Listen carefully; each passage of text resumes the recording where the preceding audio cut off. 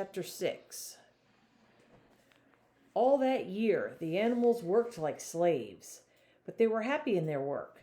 They grudged no effort or sacrifice, well aware that everything they did was for the benefit of themselves and those of their kind who would come after them, and not for a pack of idle, thieving human beings.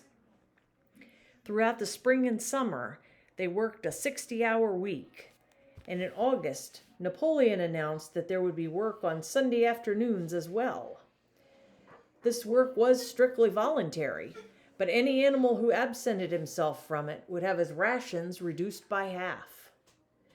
Even so, it was found necessary to leave certain tasks undone.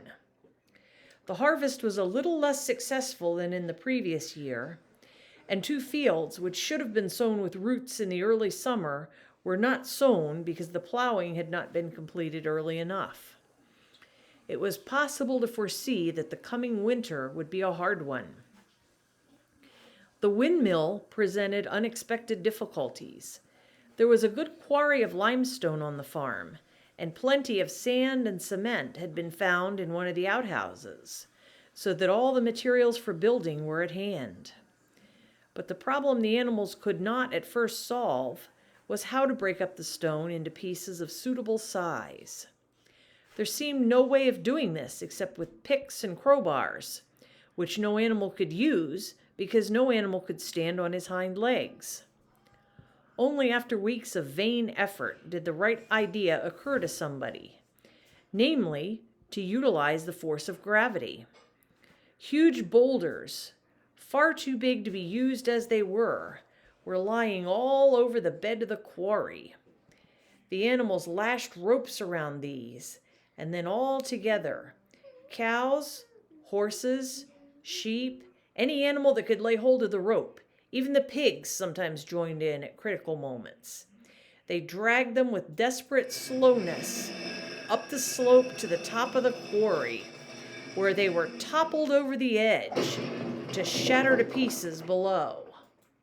Transporting the stone, when it was once broken, was comparatively simple. The horses carried it off in cartloads. The sheep dragged single blocks. Even Muriel and Benjamin yoked themselves into an old governess cart and did their share. By late summer, a sufficient store of stone had accumulated, and then the building began, under the superintendence of the pigs. But it was a slow, laborious process. Frequently, it took a whole day of exhausting effort to drag a single boulder to the top of the quarry, and sometimes, when it was pushed over the edge, it failed to break. Nothing could have been achieved without Boxer, whose strength seemed equal to that of all the rest of the animals put together. When the boulder began to slip and the animals cried out in despair at finding themselves dragged down the hill, it was always Boxer who strained himself against the rope and brought the boulder to a stop. To see him toiling up the slope inch by inch, his breath coming fast, the tips of his hoofs clawing at the ground, and his great sides matted with sweat, filled everyone with admiration. Clover warned him sometimes to be careful not to overstrain himself, but Boxer would never listen to her. His 2 slogans, "I will work harder," and "Napoleon is always right," seemed to him a sufficient answer to all problems. He had made arrangements with the cockerel to call him 3/4 of an hour earlier in the mornings instead of a half an hour.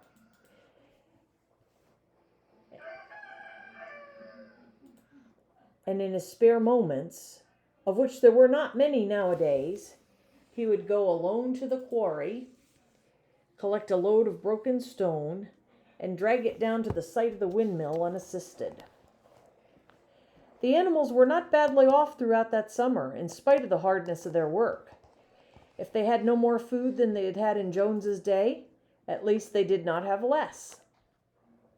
The advantage of only having to feed themselves and not having to support 5 extravagant human beings as well was so great that it would have taken a lot of failures to outweigh it. And in many ways, the animal method of doing things was more efficient and saved labor. Such jobs as weeding, for instance, could be done with a thoroughness impossible to human beings. And again, since no animal now stole, it was unnecessary to fence off pasture from arable land, which saved a lot of labor on the upkeep of hedges and gates. Nevertheless, as summer wore on, various unforeseen shortages began to make themselves felt. There was need of paraffin oil, nails, string, dog biscuits, and iron for the horses' shoes, none of which could be produced on the farm. Later, there would also be need for seeds and artificial manures, besides various tools, and finally, the machinery for the windmill. How these were to be procured, no one was able to imagine. One Sunday morning, when the animals assembled to receive their orders, Napoleon announced that he had decided upon a new policy.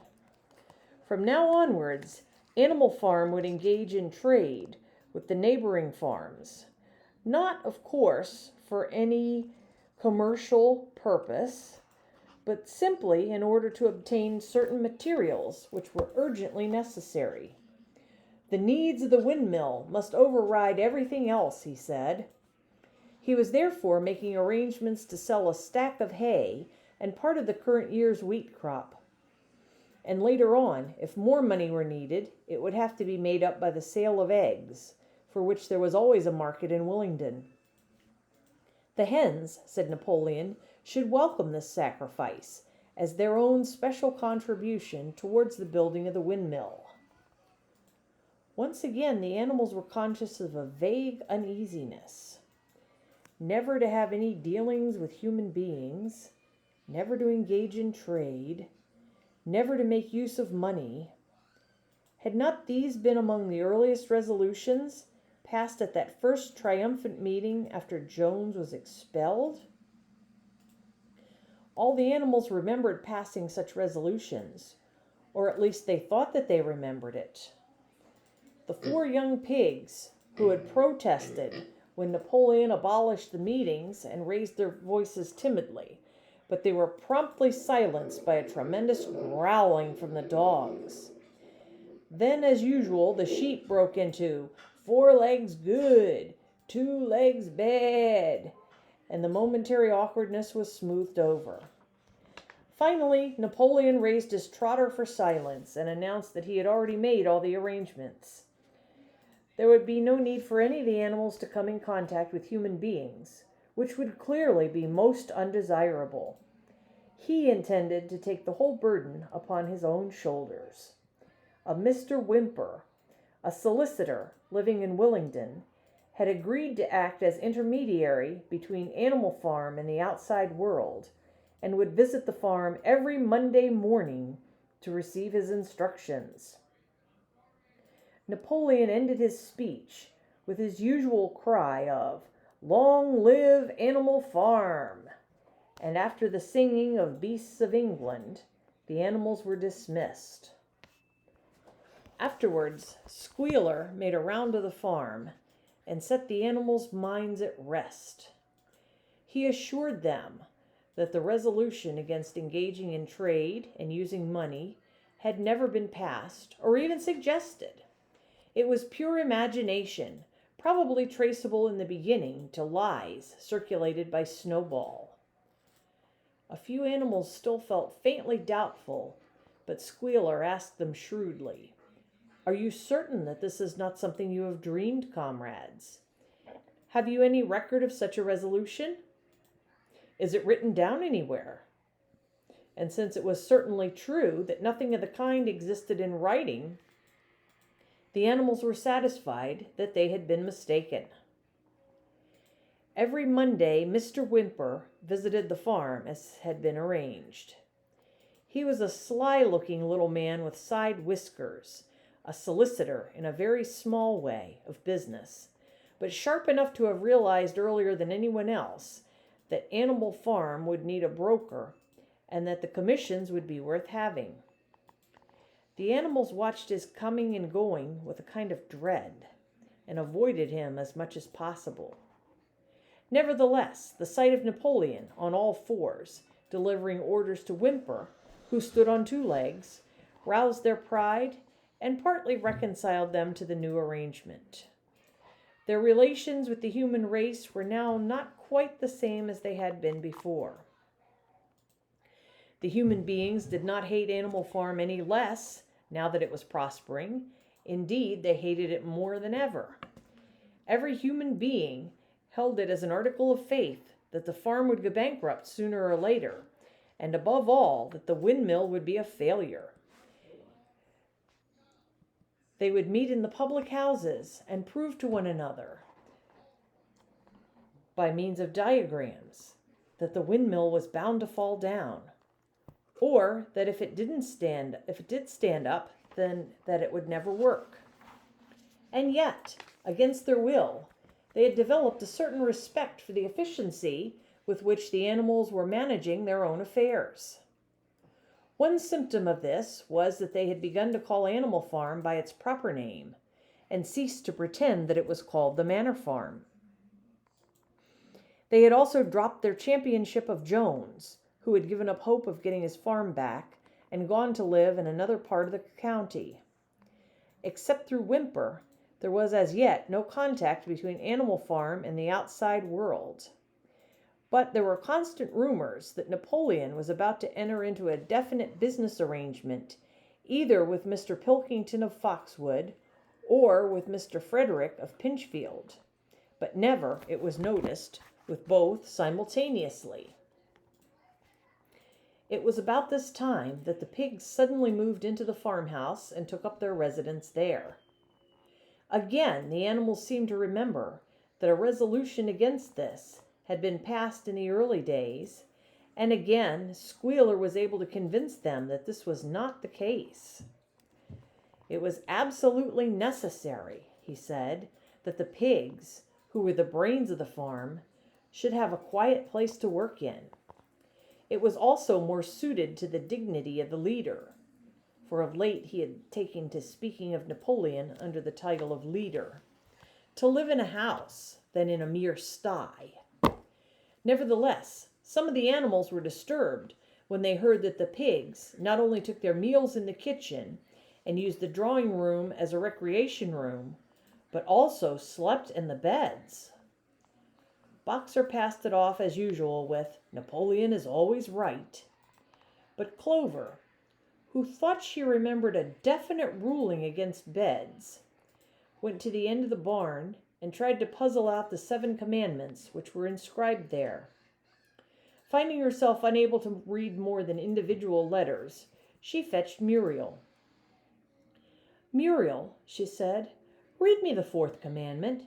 Does it not say something about never sleeping in a bed?" With some difficulty, Muriel spelt it out. It says, "No animal shall sleep in a bed with sheets," she announced finally. Curiously enough, Clover had not remembered that the 4th commandment mentioned sheets, but as it was there on the wall, it must have done so. And Squealer, who happened to be passing at this moment, attended by 2 or 3 dogs, was able to put the whole matter in its proper perspective. "You have heard then, comrades," he said, "that we pigs now sleep in the beds of the farmhouse? And why not? You did not suppose, surely, that there was ever a ruling against beds? A bed merely means a place to sleep in. A pile of straw in a stall is a bed, properly regarded. The rule was against sheets, which are a human invention. We have removed the sheets from the farmhouse beds and sleep between blankets. And very comfortable beds they are, too. But not more comfortable than we need, I can tell you, comrades, with all the brain work we have to do nowadays. You would not rob us of our repose, would you, comrades? You would not have us too tired to carry out our duties. Surely, none of you wishes to see Jones back." The animals reassured him on this point immediately, and no more was said about the pigs sleeping in the farmhouse beds. And when, some days afterwards, it was announced that from now on the pigs would get up an hour later in the mornings than the other animals, no complaint was made about that either. By autumn, the animals were tired, but happy. They had had a hard year, and after the sale of part of the hay and corn, the stores of food for the winter were none too plentiful, but the windmill compensated for everything. It was almost half built now. After the harvest, there was a stretch of clear, dry weather, and the animals toiled harder than ever, thinking it well worth while to plod to and fro all day with blocks of stone, if by doing so they could raise the walls another foot. Boxer would even come out at night and work for an hour or two on his own by the light of the harvest moon. In their spare moments, the animals would walk round and round the half-finished mill, admiring the strength and perpendicularity of its walls, and marveling that they should ever have been able to build something so imposing. Only old Benjamin refused to grow enthusiastic about the windmill, though, as usual, he would utter nothing beyond the cryptic remark that donkeys live a long time. November came, with raging southwest winds. Building had to stop because it was now too wet to mix the cement. Finally, there came a night when the gale was so violent that the farm buildings rocked on their foundations, and several tiles were blown off the roof of the barn. The hens woke up squawking with terror, because they had all dreamed simultaneously of hearing a gun go off in the distance. In the morning, the animals came out of their stalls to find that the flagstaff had been blown down, and an elm tree at the foot of the orchard had been plucked up like a radish. They had just noticed this when a cry of despair broke from every animal's throat. A terrible sight had met their eyes. The windmill was in ruins. With one accord, they dashed down to the spot. Napoleon, who seldom moved out of a walk, raced ahead of them all. Yes, there it lay, the fruit of all their struggles, leveled to its foundations, the stones they had broken and carried so laboriously, scattered all around. Unable at first to speak, they stood gazing mournfully at the litter of fallen stone. Napoleon paced to and fro in silence, occasionally snuffing at the ground. His tail had grown rigid and twitched sharply from side to side, a sign in him of intense mental activity. Suddenly he halted, as though his mind were made up. "Comrades," he said quietly, "do you know who is responsible for this? Do you know the enemy who has come in the night and overthrown our windmill?" "Snowball!" he suddenly roared in a voice of thunder.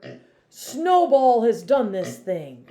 In sheer malignity, thinking to set back our plans and avenge himself for his ignominious expulsion, this traitor has crept here under cover of night and destroyed our work of nearly a year. Comrades, here and now I pronounce the death sentence upon Snowball. Animal hero second class, and half a bushel of apples to any animal who brings him to justice. A full bushel to anyone who captures him alive." The animals were shocked beyond measure to learn that even Snowball could be guilty of such an action. There was a cry of indignation, and everyone began thinking of ways of catching Snowball if he should ever come back. Almost immediately, the footprints of a pig were discovered in the grass a little distance from the knoll. They could only be traced for a few yards, but appeared to lead to a hole in the hedge. Napoleon snuffed deeply at them and pronounced them to be Snowball's. He gave it as his opinion that Snowball had probably come from the direction of Foxwood Farm. "No more delays, comrades," cried Napoleon when the footprints had been examined. "There is work to be done. This very morning we begin rebuilding the windmill, and we will build all through the winter, rain or shine. We will teach this miserable traitor that he cannot undo our work so easily. Remember, comrades, there must be no alteration in our plans. They shall be carried out to the day. Forward, comrades! Long live the windmill! Long live Animal Farm!"